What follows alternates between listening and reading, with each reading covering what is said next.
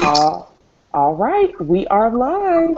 It is Tuesday, August 2nd, and I'm Nicka Smith. We're here on BlackProGen, and tonight we are discussing Alabama and Georgia genealogy research for people of color. And of course, we've got some new faces here tonight, or perhaps people you haven't seen in a while. Let's see, we actually have 4 states represented today. We've got somebody living in Maryland. We've got somebody living in New York, and we've got somebody living in Tennessee along with me. So it's actually only 3 states. I guess I considered California to be a fourth one, even though I'm not living there at the current time. So welcome. Thanks so much for joining us. It's a rainy evening here in Tennessee. How's the weather with everybody else? I think it was raining up here a little bit. I was going to say, me and April have the same weather. she doesn't live that far from me. So, great. Well, you know what? Is there any? Let's kind of shoot the breeze for a second before we dive deep into the Alabama and Georgia genealogy. Any new discoveries anybody's had in the last week?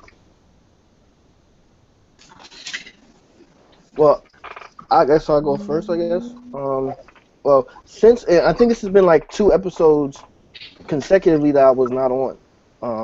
So I want to say I'm happy to be back, first of all.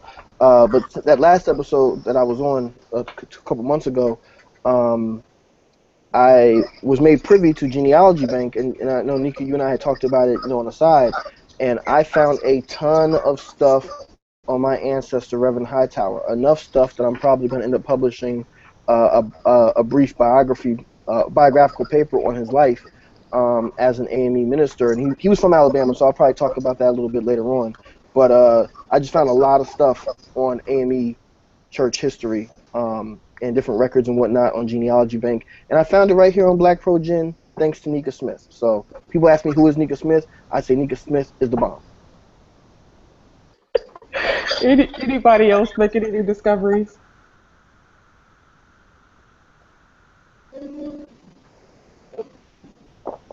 I haven't. Tasia said no. Nothing in the last couple weeks. What about you, April? Nothing I can discuss on air. That sounds genetic in nature. Sometimes you do have those situations. Right now, I'm kind of hot on the case of let's have everybody mute when you're not talking, because we get a little bit of reverb right now going on. Okay, great. That was April. Let's see. I'm hot on the case of a DNA connection. We thank God we both have tested a number of people in our families, and we've been able to hone down on specific lines of the family, so we know exactly who the people are, which is great. So now we're trying to find the proof.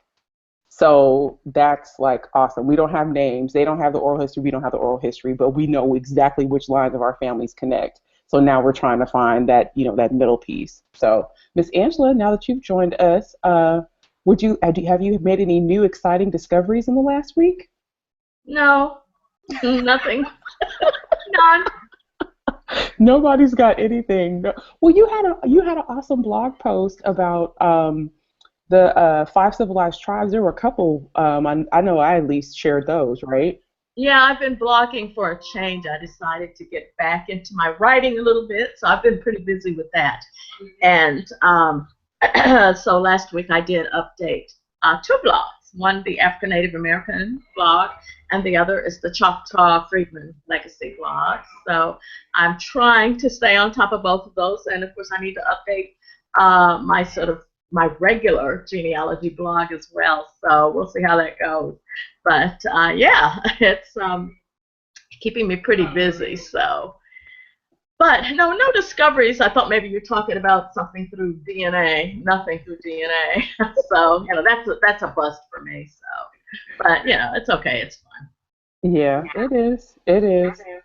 All right. Well, what I'll do, just to get started. We'll have everybody mute themselves when you're not talking, because there's a little bit of reverb going on here. I'll go over a quick history of Alabama and Georgia are two states of interest tonight. We'll start with the A state, being Alabama. This is, of course, from the Alabama State Archives website. Have to cite my citation, Frank. Got to say my source for the information. Anywho, Alabama is 330 miles long and 190 miles wide at its most distant point. In fact, total sidebar, I've been to one of the most distant points, and that would be Cuba, Alabama. I have too. It's chunky. It is. It is. The only reason why I was there is because we were driving through going to Louisiana. So, let's see. Alabama covers 52,423 square miles, making it the 30th largest of the 50 states. Alabama currently has 67 counties. The oldest county, Washington, was created on June 4th, 1800, when what is now Alabama was then part of the Mississippi Territory. So we got to keep that in mind, right? 1800, or at least before June 4th, 1800, Alabama was part of Mississippi. Keep that in mind when you're doing, especially when you're doing slave era research.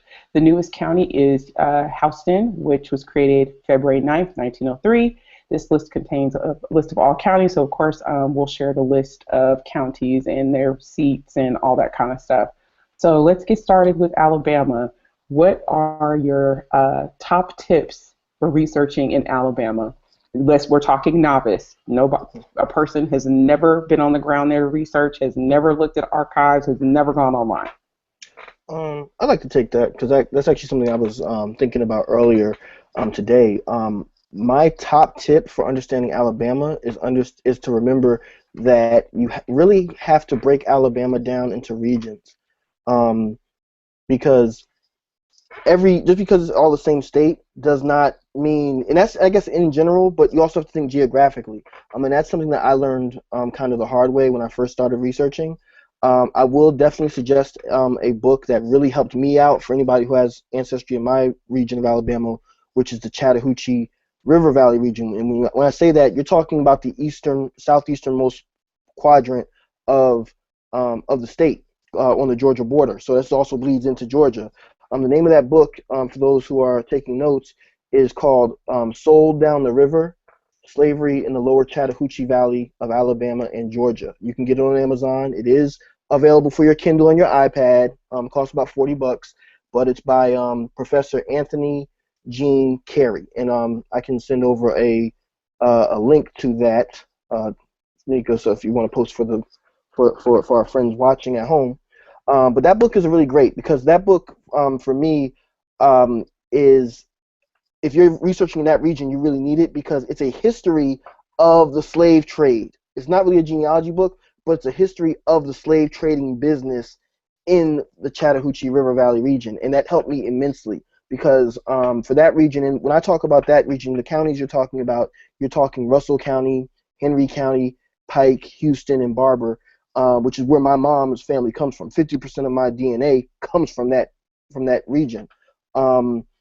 It really helps because a lot of places like Mobile and Selma and a lot of places further west and further north, like Huntsville, they get a lot more attention from a genealogy perspective, from a historical perspective. But there are other regions that kind of go unnoticed. So you definitely want to check that out. And when you're researching, make sure that you identify what region of the state that your family's coming from. That's number one, because I promise you this, and I'm gonna end on this note. If you're researching, let's say the Chattahoochee Valley region, but you're calling Tuskegee University or you're calling Auburn or whatever, you're gonna have a harder time. But if you call Troy State, which they have the Wiregrass archives, and Chattahoochee Valley is also known as the Wiregrass on the Alabama side anyway. If you check the Wiregrass archives at Troy State, you're gonna get lucky. You have a much better chance of getting lucky. So just keep that in mind. So. All right, Tasia.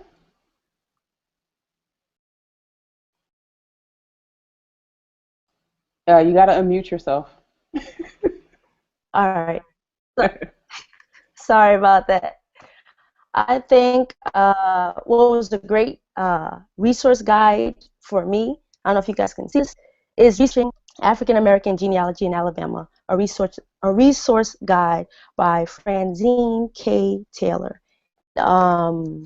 It's just a great resource for anybody that's researching Alabama. It lists all the 67 counties, gives a brief history, gives history of certain records when they were created.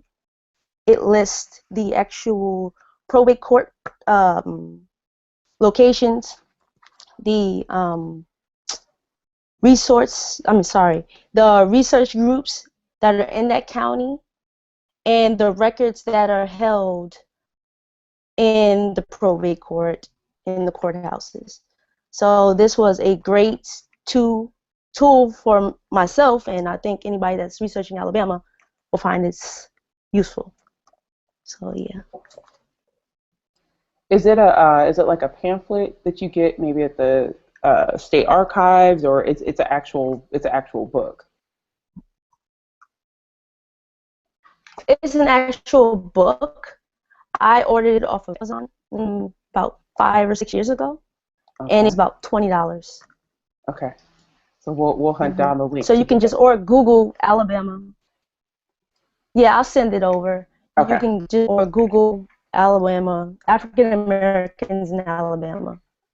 Might I add, that's another must-have. I'm very happy that you brought that book up, because I forgot all about that book. Okay.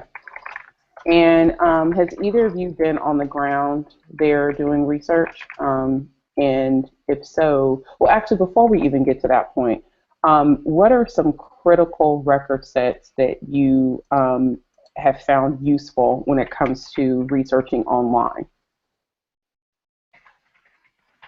For me, I would say a couple of them are, FamilySearch actually has a really good database of Alabama probate records.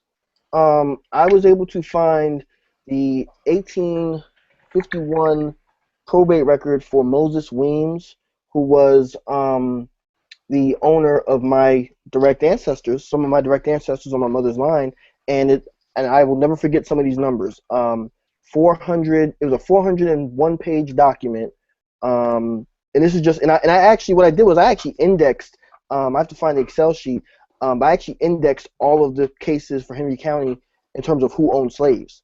Okay, I gotta find that. I just thought about that. I gotta find that sheet. I'll find it and send it to you, Nicka, so we can post it.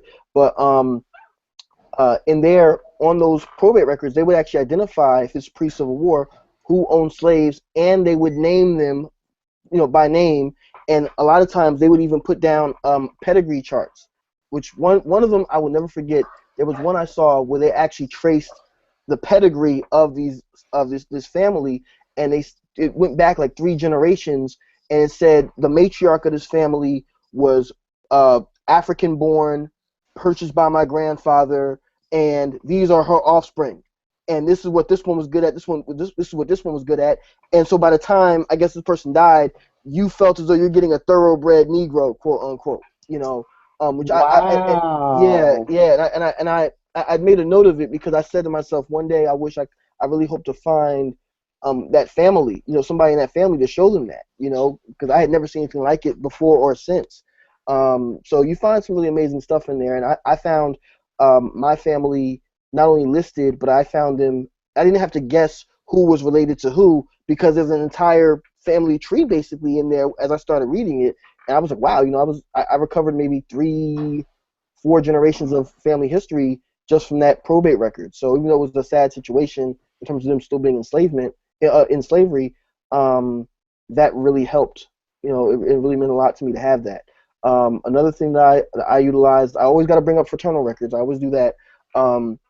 Prince Hall Grand Lodge of Alabama, my good friend Dr. Ken Collins, who's the grand historian there, he actually does do genealogical lookups for folks, and I actually have special permission to do the same thing, because I have a lot of the same stuff that he has in terms of Alabama records. Actually, I got them right here.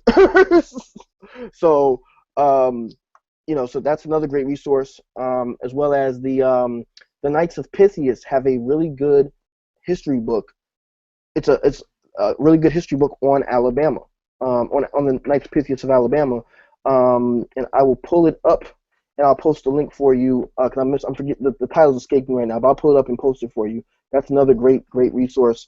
And lastly, I would say for those who are on Genealogy Bank, they have some really good AME Church records on Genealogy Bank for Alabama, which I have been exploring quite a bit the past few weeks, as well as here at the Library of Congress, I found a couple also, which I'm more than willing to share with folks who are interested. AME Church records in Alabama. If you get some of those newspaper clippings, they are amazing because they list out what pastor went where at what date and how much money they spent, how much money they stole. I mean, this is a whole lot. It's a whole lot going on in Alabama. So I'll end on that. Okay, so basically, I mean, besides the obvious, we're talking, right? We're talking census records, right? We're talking, you brought up probate records on FamilySearch. I believe, isn't there a death index on Ancestry.com for Alabama? Am I correct? Yeah, okay, I thought there was that. You've got that. You've also, another record set that I would definitely say that we need to discuss too is that 1867 voter registration list that you have access to on the State Archives website. And that is really invaluable because that would be one of the first registrations that formerly enslaved men had where they were allowed to actually vote. They registered to vote. So, that's 2 years, post 13th Amendment. That's very close, to the time where, people were emancipated and, definitely before the 1870 census. So we can provide some really good context for that. That's definitely another record set that I've encountered in Alabama as well. So moving forward, just to touch base on, on the ground research, when you move beyond going online, looking at newspapers, looking at census records, looking at vital records, is there an Alabama marriages database before we move forward? I was going to say, is there something like that available online? We talked about deaths. We brought up probate, right? We want to make sure we make people aware of whatever's online at the current state, right? You also have to factor into the Freedmen's Bureau stuff. I also recognized or saw that yesterday FamilySearch has already started posting some of those records, index records on their website, and the ones that are searchable and indexed. It's a couple of different things. It's like the folks that were hired by the Bureau, and I think there was another one for the schools. Those are the two first record sets that they've actually put on. So we definitely can't forget the Freedmen's Bureau records in Alabama. But marriages, are those anywhere? Can you guys speak to that? I think on FamilySearch, Yes, there are. Alabama marriages. Mm-hmm. I've not used that set particularly, but I think there are some. Okay. Yeah, I've used them. One thing I would say that I found interesting on some early black marriages, which I've never seen in other states, maybe somebody else here has, was this is for my fourth great grandparents. Basically, what it said was that my ancestor Joe McBride was going to marry his wife to be Jane Curry, and the cost was $200. But he couldn't afford it, so he took out a bond with where he had a co-signer, basically saying if he didn't pay the money within 6 months, he would be placed in jail. That was very common. Okay, yeah. I had never seen that before or since, so I'm happy that y'all said that. I had never seen anything like that. Yeah, that's very common. And I will actually almost also say too that look, we've got Shelley Murphy is in the house. Hello, Shelley Murphy. Hello, Shelley Murphy. Hello. Well, the other thing I'll also say, and that's something that we need to keep in perspective as well, when we're looking at these marriage records, right? A lot of us are researching southern states, other areas. Make sure that you dissect that record. Look at who the person was who was used as a surety for that particular marriage license, right? You're not only looking at them, but you're looking at the witnesses. What is their connection to the couple, how they got married? I know another pattern that I saw in addition to the bond piece, my third great grandparents, their marriage license, their bond was $200 in 1866. And another piece that I noticed in my family was that most of the marriages took place November and December, up until probably the Civil Rights Movement. Now, when I started looking at dates, I'm like, why is everybody getting married in November and December? No, when I tell you nobody got married before then, up until, I kid you not, like about 1965, all the marriages in the family were November and December. And I think it has something to do with when perhaps the clerk would open the office, or, you know, there's some extenuating circumstance that would play into that. So, well, I would say something. It's actually something I just read earlier in some Masonic proceedings that I thought was funny. Was that there was a complaint that they used to have their annual convention for the Masons of Alabama in June, and they were saying, well, we can't take off in June because crops. So I think that probably goes hand in hand with the marriage piece, is that the crop season and whatnot, and having to go out to the field and stuff, you can't really take off from that financially. But come November, December, yeah, we can go hang out, we can do organization stuff, we can get married and have babies and all that kind of stuff. But the summertime is work time. Well, that's why we have a school system where children are off in the summer, not for fun, but to help the parents on the farm. The agrarian economy controlled everything. It's now part of American culture, you know, summertime, vacation time, but it was totally built around farming and the harvest. So, yeah, that's very, very logical. Absolutely. something else, I'm just taking a quick peek here at FamilySearch and the records that they have available. We've got some of the record sets for Alabama that have the highest record counts would be the county marriages, 1809, 1850. That's over 2 million records, 2.3 million records there. Alabama deaths, 1.8 million. Another marriages with 1.4. You've got Civil War service records for Confederate soldiers. There are also 2 state censuses on FamilySearch that are available. Don't forget to use a state census. If you have a state census available, please don't pass go. Turn around and go back to whatever website that you're using and access that state census. And usually, typically, those took place on years that the federal census did not take place.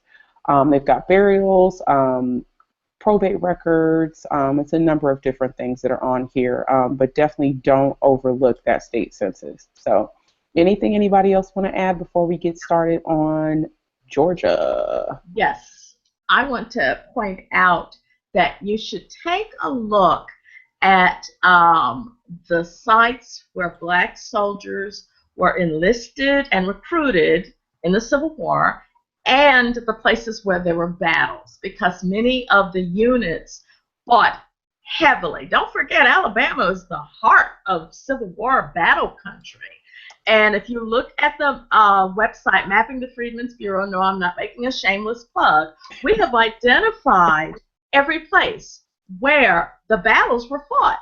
And if you see, Alabama is full of them. Now, I have found people connected to my Tennessee ancestors, Middle Tennessee, Giles County, I'm talking about Uncle Cephas, and a lot of the men in his unit came from, yes, he's the man, they came from North Alabama.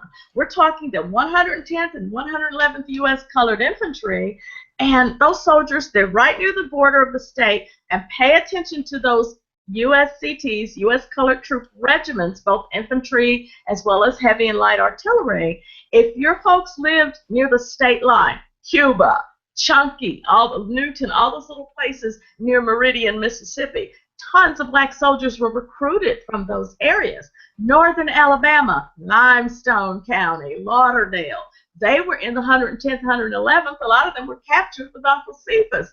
They didn't escape like Uncle Cephas did, but that's okay. There's a rich history. And one of the things that you can really find out a lot about, especially if you look at those regiments and also those regiments out of Mississippi that fought across the border in Alabama, pay attention to how many of the soldiers per regiment filed a pension. And you really start to learn, and I think one of the things that I try and encourage people to do, to not just get grandpa or great-grandpa's Civil War pension file, go after the other soldiers who were the witnesses and go after their pension file. If they said, I enlisted with Cephas, well, then go and pull that guy's file because he was a pensioner also. And you can really construct a community history with Civil War pension files alone. That should probably be a topic maybe for a future hangout. I was about to say, we need to do pension files. Like, but Alabama is Civil War rich. So please, please, please utilize those records of service and pension for Alabama. Great info. Yeah, I also think something else too, and it kind of goes without saying, is you definitely want to contact the historical societies down there because a lot of them are very rich. I was very upset to find out that the Southeastern Alabama Historical Society actually has closed up shop, but there's a but. Their newsletter collection is available at the Dothan, Alabama Library in the Houston County Library System. Their newsletter collection is there. So it does cost for them to scan or copy or whatever. But if you're interested in that, that's another resource. I reached out to the Pike County Historical Society quite a bit, and actually, one thing that is going on down in Pike County is that back in the 70s they produced or late 60s they produced a book that was an index of the cemeteries of Pike County, but they ignored every last one of the black cemeteries. Mm-hmm. Well, now they're going back and doing an updated version, and they're going to include the black cemeteries, the ones currently in use, as well as the historical ones that are not currently in use anymore. Very interesting. So that's an ongoing project that they're working on, and they actually use like find a grave volunteers and stuff like that. So that's something I'm definitely paying a lot of attention to, and I cannot wait until that book is published. So be on the lookout for that also. I would say, and this is just to kind of keep everybody up to speed, one of the things you have to kind of keep in mind, especially if you're a new researcher or somebody who is not familiar with going on site and doing research, is especially when you're in southern states, and you don't even necessarily have to be in southern states, but in particular if you're in southern states, is the fact that you may come across record sets that are segregated. And they may have been created 60s, 70s, 80s, right? That was common practice back then. A lot of societies, organizations, libraries, whoever, they would segregate the records out, and they would not include African Americans or people of color in those record sets. And unfortunately, because I don't know why it hasn't dawned on anyone, a lot of those folks have not removed those records from the shelves, or they don't have people working in those places who can actually inform African Americans or people of color who are coming to tell them there are no African American burials in this book. And the danger of that is that if you have a book that says burials in XYZ place, it makes it sound as though all of the burials were done. And there's no notation in the front of that book that says it was just the white people. Typically, that doesn't happen. So when you have a new researcher who's not familiar with that information or who doesn't understand that, they automatically think, well, my folks may not have, they just don't have a headstone, or they just never got, they just were never buried, or maybe they got buried somewhere else. Don't think that. A lot of times, some of these older record sets were segregated. And they were, you'll see whites only census indexed records and things like that. I just definitely want to touch on the collections that are at FamilySearch, Ancestry. They do have state censuses for Alabama. FamilySearch had 1850 and 1866. That is also on Ancestry, and they also have 1820. It's 1855 and 1866 at FamilySearch. Ancestry's got 1820, 1850, 1855, and 1866. They've also got that voter registration I talked about that was on the State Archives website. Selected marriages, deaths, and burials. Those marriage indexes and deaths are in the nearly, 2 million records are in those. So definitely keep that in mind. And especially if you find a Civil War ancestor or someone who is affiliated with a Civil War ancestor, track down the pension file. If they have one, order it from the National Archives. All right. So if we don't have anything else to touch on Alabama, let's go ahead and move into Georgia. All right. So I think that's Georgia. It's Georgia. Georgia. You gotta put the W on it. with some respect. Like an old sweet song. Nobody wanted to pick it up for me. Whatever. Singing by myself. We were gonna let Ray Charles sing it. Whatever. All right, Georgia was founded by James Oglethorpe on February 12th, 1733. It was the 13th of the original 13 colonies. Savannah is Georgia's oldest city, and we'll throw in a sidebar. Savannah is super close to South Carolina. You got to consider that. It was a major port. In fact, there are records, and Florida, yes, ma'am, and Florida, and there are actually slave manifests that you can look at from Savannah. Those are actually on Ancestry. I've looked through those. Georgia became a state on January 2nd, 1788. Georgia's name comes from King George II. Georgia had 5 capitals. Savannah was a capital from 1777 through 1785, Augusta from 1786 to 1789, Louisville from 1789 to 1807, Milledgeville from 1807 to 1867, and Atlanta is currently the capital of Georgia from 1868 to present. I'm reading from the state website, and this is literally a bullet point. Reverend Dr. Martin Luther King Jr. was born in Atlanta on January 15th, 1929. Today, you can visit his childhood house and museum maintained by the U.S. Department of Interior's National Park Service. A federal holiday was established in 1986 for every third Monday in January to be set aside in recognition of Dr. King, except for in Arizona. Okay, sorry, I just had to throw that in there. Of course, Atlanta hosted the 1996 Olympics. Total sidebar, that was probably the last profitable Olympics that ever happened. But that's another hangout. Georgia has the second most counties in the U.S. with 159. Texas has 254 counties. I so believe this. I have driven through Atlanta, and it seemed to me every time you blinked your eyes, you were in a new county. Georgia is the 24th largest state land area in the U.S., 9th most populous state, and the largest state east of the Mississippi River. We all know about the busiest airport in the world being Hartsfield-Jackson Airport, International Airport. And of course, let's see, they've got the nickname, the Peach State, Empire State of the South. I was not aware of that. The state motto is wisdom, justice, moderation. All right, let's jump in. We're talking about Georgia. Georgia on my mind. Georgia's on my mind. Let's go, peeps. Well, I would say a couple places. Number one, I would definitely, I guess I'm going to do a shameless plug here for the Columbus Black History Museum. My good friend Dave Gillarm, who's actually the grand historian for the Masonic Grand Lodge down there, actually is the new director down there. And they're currently going through some fiscal issues, and so they're actually trying to keep the Georgia Black History Museum open, the Columbus Black History Museum open. They do have a GoFundMe page, so for anyone who's interested. And they have a lot of amazing artifacts. They have an entire AME Church collection for Georgia.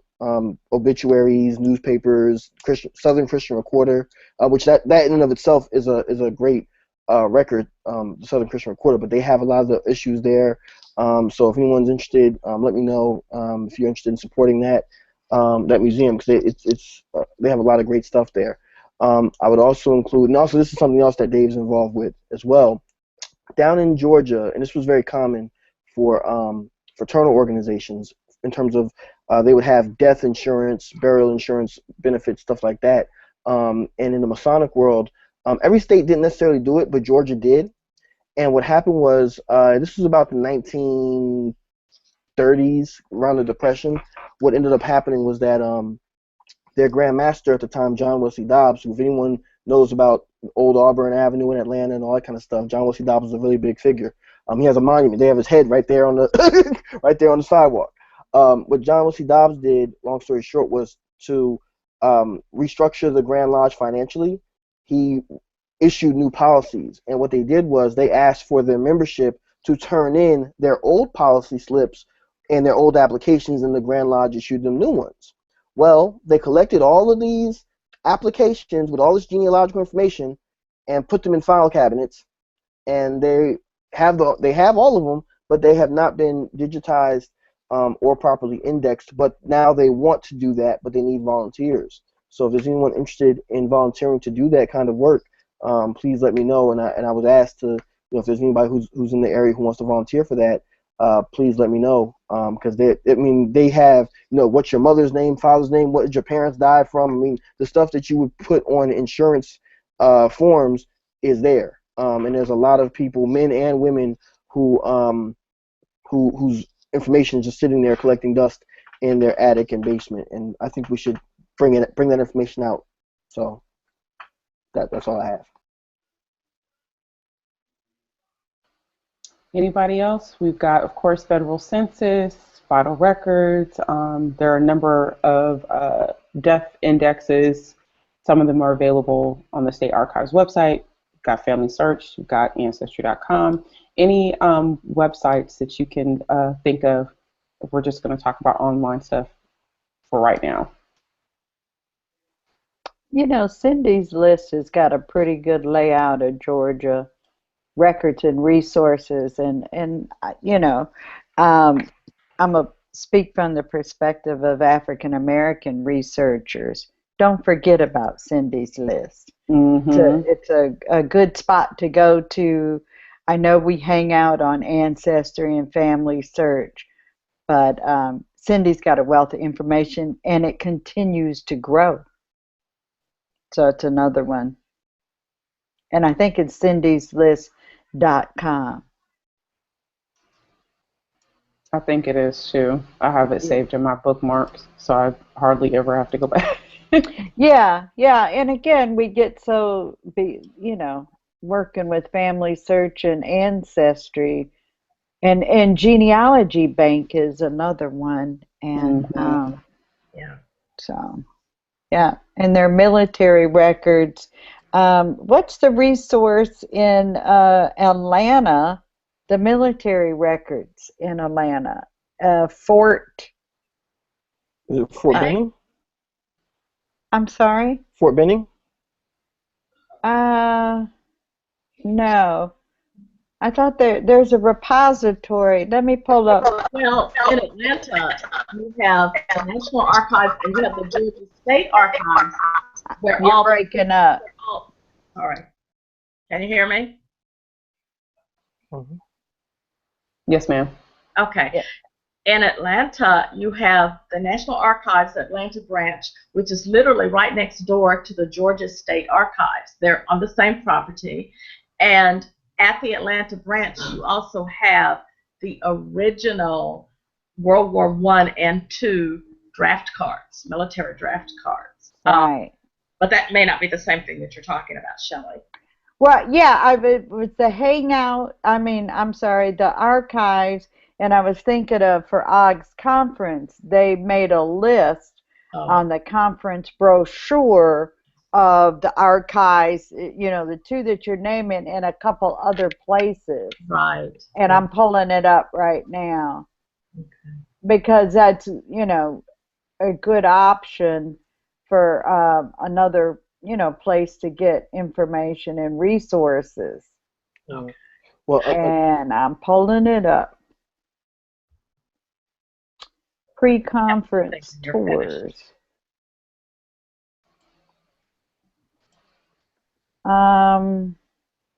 If anybody's got roots in Chatham County, they've got deed books on the State Archives website.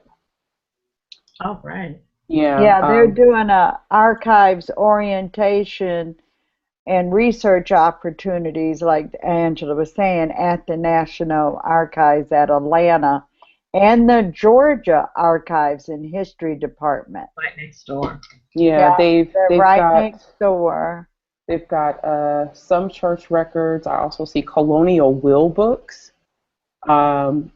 Those are available. Colonial wills, Confederate enlistment oaths and discharges, Confederate pensions, pension supplements, county maps, microfilm index, tax digests, plats. It's a number of stuff. I've come across the Georgia State Archives website quite a bit, just kind of poking around looking for stuff, and there's a lot of stuff here. Don't be so one-track minded that you don't actually just browse to see what is in that all collection section of the virtual vault, because I'm scrolling through here going, this is hours worth of research time. right here. Okay. Just looking through that. Definitely something to keep in mind. Wilkes County court records. There's a lot of stuff. One of the things that I learned while at the Mississippi State Archives, and April was there with me when we were in there, is we, automatically think, okay, let's say a state, or a county or a parish runs out of space, right? And it's old records, maybe no one ever really uses them. Well, we automatically think, oh, well, they'll just send them to the state archives. Nope. They don't always send them to the state archives because the state archives doesn't have space. And in Mississippi in particular, they told us that they actually don't have a policy to do that. And it's because they would eventually run out of space because of how many counties they have. You can think about the number of records that each county could be sending down. Now, of course, the stuff that they consider important, of course, that's going to be at the state archives, but not everything is going to end up there. So that's definitely something that we need to definitely keep in mind when it comes to that. Here's another one. If I could add one more thing to the list, I would also say the St. James AME Church actually has an archive there in Columbus, Georgia. They actually have an official AME archive for the state there, and they have minute books of meetings, memberships, tithing reports and stuff like that. If you got a great grandma who was AME in Georgia and you want to know how much she gave to the church in 1902, St. James can probably tell you. No, seriously, they can probably tell you. So definitely check them out. And they're actually open, I think, Tuesday through Thursday. I know they're open on Mondays, but Tuesday through something they're open. So definitely check them out also. And the Auburn Avenue Research Library on African American History and Culture, and it's saying that it's part of the Atlanta Fulton Public Library System. This is the first public library in the Southeast to offer specialized reference and archival collections dedicated to the study and research of African American culture and history and other peoples of African descent. Good. So that sounds interesting. Wow. Yeah. Besides the National Center for Civil Rights, they went into the Olympic Park building, and so, but that might not be. That's not a research facility. But definitely don't forget the public libraries. That's good. As well. Atlanta, and I think of Atlanta, and I think of our friend Angela Bob O'Connor and his research at Andersonville Prison, and the African Americans, so the Union USCTs that were sent to Andersonville, and he's been doing a collection. Yes, he has done a couple books researching, and he's the only one that I know of that's doing that. Yeah, not too many. We need more scholars on USCT. I wanted to add two things. First of all, one sort of small interest area that I have focuses on the Jeans teachers, JEANES. This was a group of women who were throughout the South trained to not just teach children in the black schools, but they were there to work with the parents. They taught parents hygiene, nutrition, canning methods, all kinds of things. And I became aware of them through a textbook that I stumbled upon. And the records of the Jeans teachers are located at SREB, the Southern Regional Education Board. And the records of the teachers who taught in these schools, we're talking mostly black women, although there were some black men. And I don't know if you remember the movie Sounder. And there was a point when the little boy was on his way to go to his school. And there was a black teacher in the school. And when she met the little boy and took him in, and she said, "Oh, my name is Miss So-and-so. I'm the supervisor in the school." Well, Jean's teachers were known as supervisors. And any time you see a reference to a black educator known as a supervisor, they were part of this network of teachers who were funded out of the Anna T. Jeans Foundation that started in Virginia and spread throughout the South, even as far west as Oklahoma. And the records of the genes teachers are at the Southern Regional Education Board in Atlanta. So that's one source that I want to encourage people. The second source is a name, and whether you research Georgia or North Carolina or Virginia or the District of Columbia, you should become familiar with the works of this man. I'm referring to a man, Arthur Bunyan, B-U-N-Y-A-N, Caldwell. This man is amazing. He wrote these volumes, as I said, Washington, D.C., Virginia, North Carolina, and Georgia.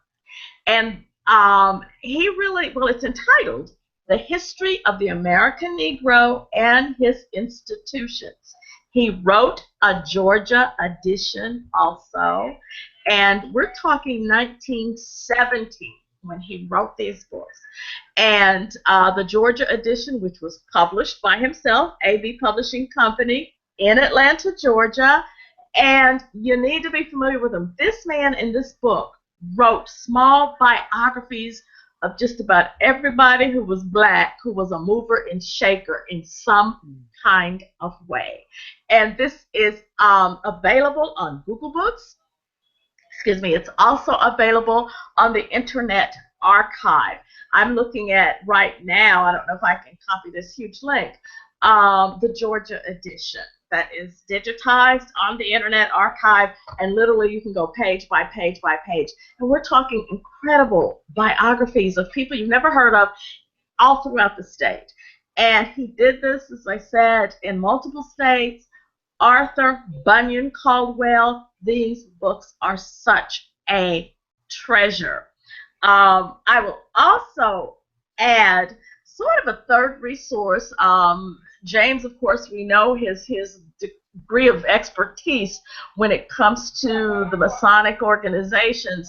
I'm very interested in other benevolent societies, and as many of you know, I'm very, very interested in the Mosaic Templars of America that began in Arkansas in 1884.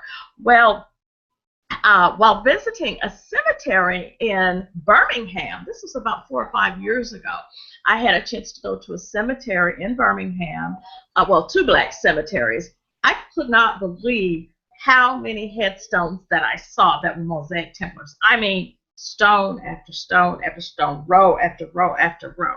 Even though this was an Arkansas-originated organization, Benevolent Society, it was widespread. Alabama was, of course, huge.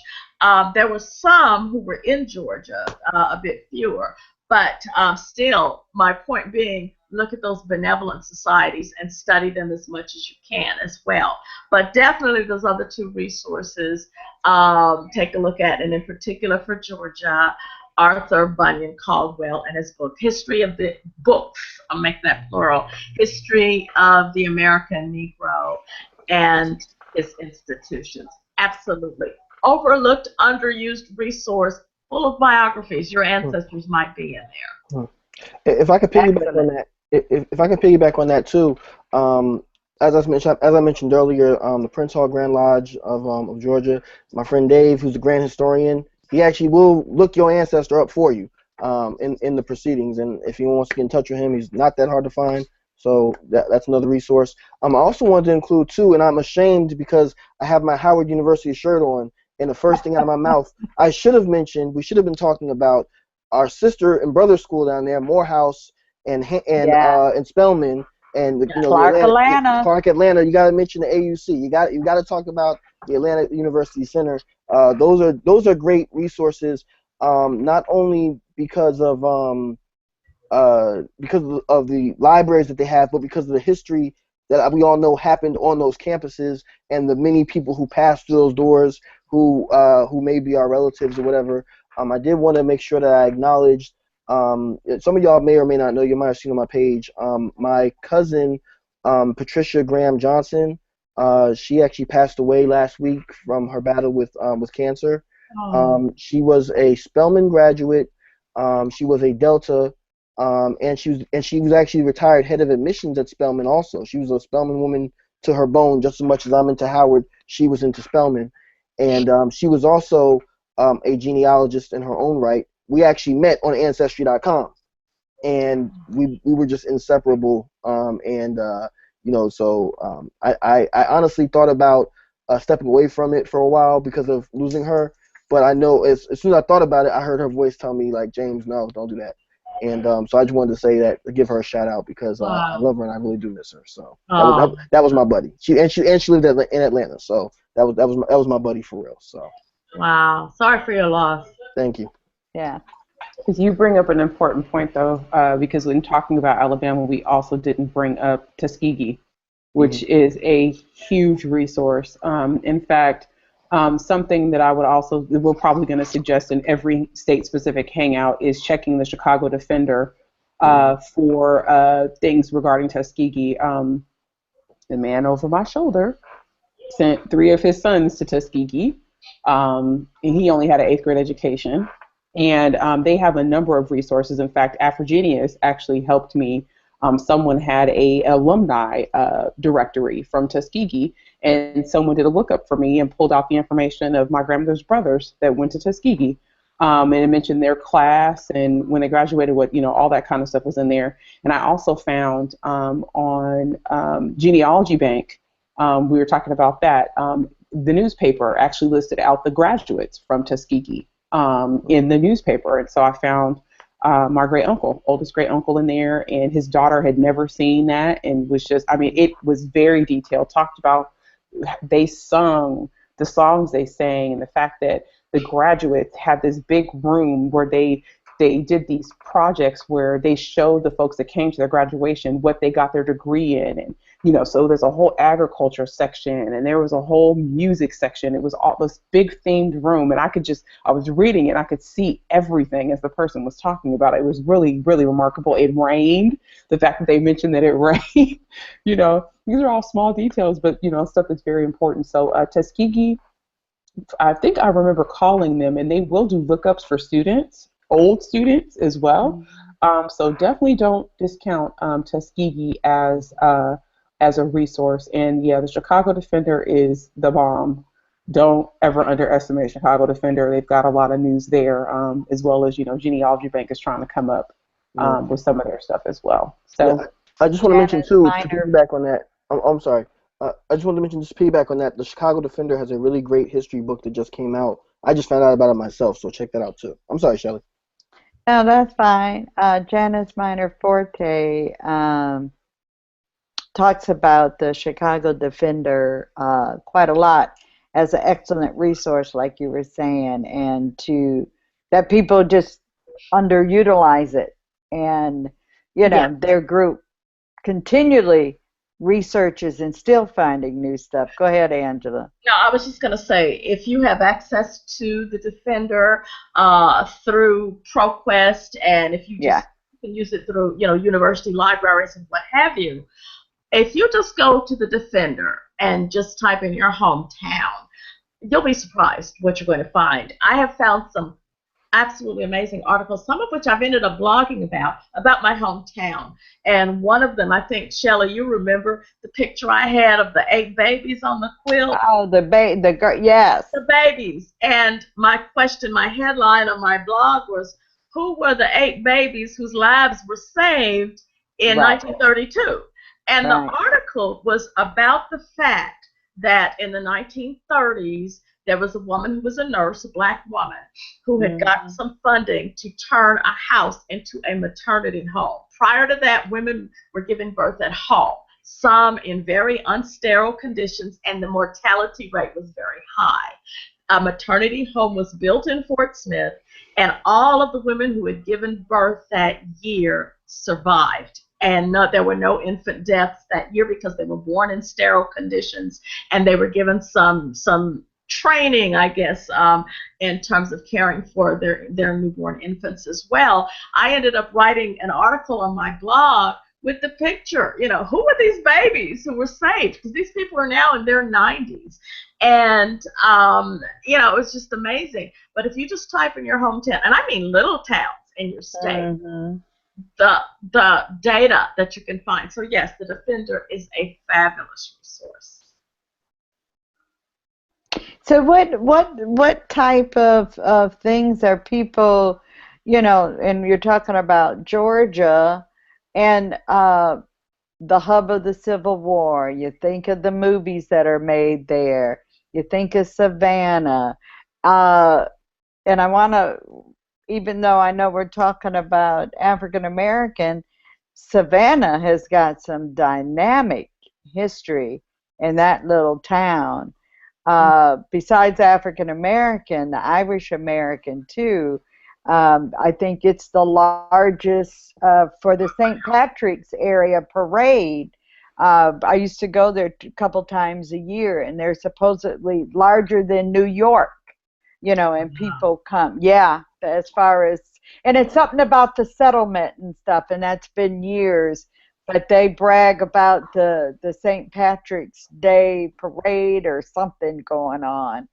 And but the transitions that those communities also went to, and I see a lot of similarities in Savannah as I do in New Orleans. I don't research New Orleans, but I've been exposed to both of these communities, and they're so similar as far as their roots and the early settlers and the transitions they went through.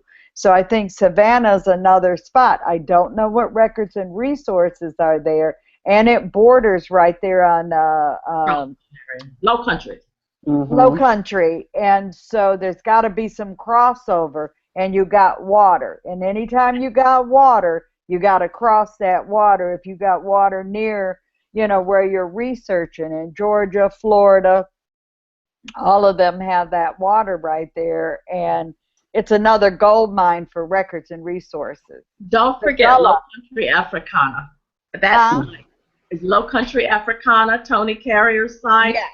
Yes. She's got Georgia. She's dealing with the Low Country, of which Savannah, of course, is a part, and she deals with those parts of the Low Country, particularly the Sea Islands off of coastal Georgia, and of course the Carolinas. But definitely, you know, rich information that comes from the Gullah, there in Savannah. It's up from Savannah. The name of the place is going to come to me because they're trying all those plantations. They're trying to buy the land for condos right now, and basically boot those people off. Yeah. And I know a lady did a book about her people there, and it's Dr. Buzzard in the something. Dr. Buzzard and something, but it talks about these specific, the little island area. I know you typing and looking for it, Nicka. But it's Dr. Buzzard, and it's up from Savannah, and it's one of those areas that was settled by the African and the slaves, and they're still basket weaving and stuff, and it's a little community, Sapelo Islands. Sapelo Island, yeah. Sapelo, and they've been trying. Remember, I lived in Florida before I lived in Virginia, so the Georgia line, northern Florida is basically Georgia, and you could take tours and things and walk back in time, but the developers want that land so bad it's a shame, and they're going to get it. They're going to end up getting it because the people don't have the money. You know, it's generations and generations of early Georgians on that island, the few that are left. So, but it was Sapelo, and then the name of the book was, when I was looking for, It's God, Dr. Buzzard, and the Bolito Man. A saltwater Geechee talks about life on Sapelo Island, Georgia. Yeah, a lot of history there, and the oral history coming down. The few families that are still holding on, fighting off those developers, because they are going to take that land and they are going to build, and that history is going to be lost. Well, they're fighting hard. They are, but this is a small one, and they're fighting hard, but it's got some beautiful beach area right there. Interesting. Wow. Well, we're nearing our end time, but I definitely wanted to make sure we talked about what was available on FamilySearch and Ancestry. We talked about Georgia Death Index. That's a great resource going all the way up to 1998. You've got Civil War service records for Confederates, Georgia marriages up to 1967. That's what I'm talking about right now is on FamilySearch. World War II, draft registration cards, county marriages. We've got actual death certificates on FamilySearch, probably close to 1 million of those. Number of different records, ancestry, death index, marriages, pretty much the usual, per your usual, nothing kind of sticking out there that I can actually see. And of course, you got to reference Genealogy Bank. Yes. And Chronicling America, looking for your newspapers. Can't forget those sorts of things. Anything anybody else want to add before we close out about Georgia and Alabama, or just your research journey in general when you start hitting state-specific research? I have one comment is if you're doing Alabama and it's border, don't forget to jump into that other state. Whichever one it's on, it don't matter. Mississippi, Mississippi, and Tennessee. you need to cross over if you got a border county. Yes. One thing that we didn't touch on that I'm actually getting ready to start kind of exploring now too is it's kind of piggybacking on what Shelley said, is we got to remember borders, but you also have to start remembering too that when you start talking about that area, you do start seeing some migration patterns with the Caribbean as well as like for folks down in Mobile as well as New Orleans. So be mindful of that too, especially when you start doing your DNA research. That you might start having people pop up that come from Cuba, that come from Jamaica, that come from New Orleans, and that's something that I'm actually getting into learning now because some of the records that I deal with. In my own research, I'm like, where are all these Spanish names coming from? Like what Estevez? What in the world? Yeah. But that's Puerto Rico up through Florida all the way to New York. I was about to say, exactly. and that was that, especially the Mobile area. You look at the Florida Panhandle, meaning Pensacola, all that spot. That all continued across the bottom of Alabama through to Louisiana and what we call the Florida parishes, Livingston, Tangipahoa, St. Helena, all those, St. Francis Phil's area, which is West Feliciana, East Feliciana Parish, all those were part of Florida, and the bottom part of Alabama, Mobile, Biloxi, all of those places were part of Florida as well, which that's a Spanish influence. And it's the same reason why you've got Mardi Gras that happens in Mobile as well as in New Orleans. It's the exact same thing. So then the other thing you want to consider there too, since we're talking about that, is Catholic records. Yes. And the fact that you're looking at sacramental records just like you would look for in Louisiana. Births, baptisms, marriages, all that kind of stuff. So definitely keep those things in mind. And oh my gosh, how could I forget this? Oh, I'm so glad I remembered this. There is a history of a slave ship that came into Mobile. Clotilda. Way after. Clotilda. Yes, the Clotilda. Way after the importation of slaves was banned. Like, way after. Lewis. Yes. Yes. Well, anybody from down that area knows that everybody's family down there, somebody came into the illegal slave trade. Yeah, but I think in particular that's a resource though. Oh yeah, it is. And Definitely. there are several families that did survive. Cudjoe Lewis was the last known survivor off the slave ship, and we're talking both the Clotilda and the Wanderer were the two most well known because they were racing schooners, so they could outrace all of the other vessels that were patrolling the coast. And we're talking into the 1850s and 60s, even early 60s.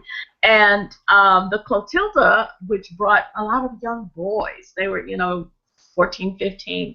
And Cudjoe Lewis was probably the only survivor who was actually captured on film, thanks to my favorite writer, Zora Neale Hurston. She actually captured him on film. There's no audio, but there is actually video of him.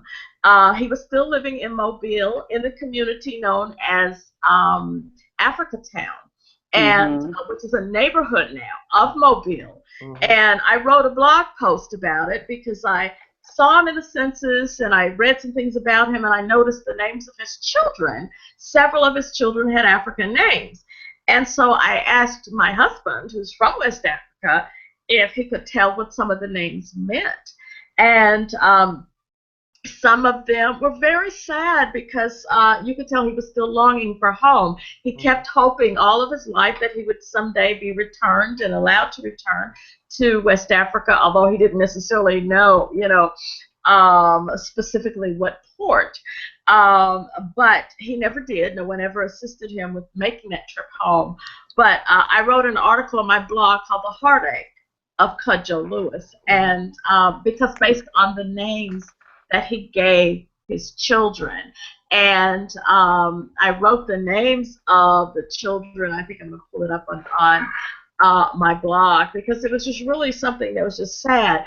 But that is really a good resource in terms of looking at information and the names of some of the survivors. And his way, or the way it was spelled, Cudjoe, they spelled it with a C, C-U-D-J-O-E, Lewis. And but his names of his children were so interesting. One was Alec Iajemi Lewis. Iajemi means I suffered. And he also, of course, had a desire to live and thrive and survive. One of his children was called Kajola, which means let's survive together. And after so many years, I guess, of hoping that he would be given assistance to get back to West Africa, his last child's name was Celia Ebiosi Lewis, which actually means there is no begging. And it was very, very clear that this man always longed for home and never made it there. But he had his own American-born family and carried through with it with their names. I have since heard from several descendants of Cudjoe Lewis, many of whom, in fact, even ended up writing to me, thanking me for writing the story of their ancestor, and how they know that they remember that their grandparents remembered him and would often talk about him. So that was just a real joy to see that. But yeah. Oh yeah. No, Africa Time is one of my favorite stories. I want to make sure before I forget that I mentioned at Howard University, one other data set that I think people don't know about is the Huntsville Gazette newspaper, which I don't know if it's very well known, but it actually was published and edited by Henry C. Binford, who was the Grand Master of the Masons in the early 1900s. We actually have almost a complete collection of that newspaper. It was a weekly paper, and you can access it, but you got to go through the Grand Lodge Historian of Washington, D.C. He's a good-looking guy with glasses. So, but that is available. Is he perhaps on a hangout tonight? Possibly. He's possibly there. So you got you got to go through him to get access to it. But it is available, and he will make it available to you if you feel like coming down to Howard University and checking that out. And it's, again, it's weekly, and it doesn't just cover Masonic stuff. I mean, it's a regular newspaper with obituaries and all kind of stuff in there. So, how many years did it operate? I want to say it went from 1896 to about 1915, something like that. That's a good span. That's good. Yeah. That's great. Something that I also want to point out, we were talking about the Clotilda and the Wanderer, is the fact that